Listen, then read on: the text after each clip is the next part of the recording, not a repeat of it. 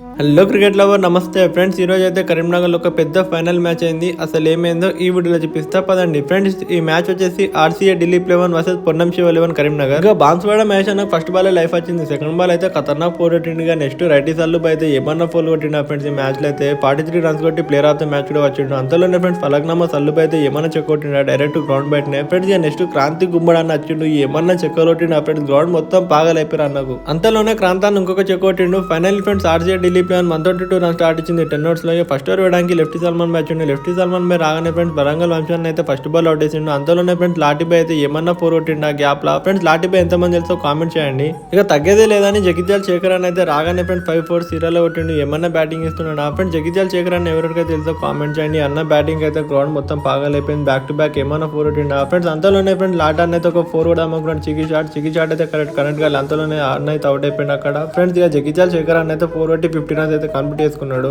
ఇక next Hyderabad express అదార్బై అయితే వచ్చిండు. రాగానే ఒక మెయిన్ వికెట్ అయితే తోటేసిండు. ఫైనల్ ఫ్రెండ్స్ ఆర్సీఏ ఢిల్లీ ప్లేవన్ 31 రన్స్ తో మ్యాచ్ అయితే విన్ అయిపోయింది. Bye friends. ఇలాంటి వీడియోస్ కోసం నా ఛానల్ ని ఫాలో చేయండి. Bye bye.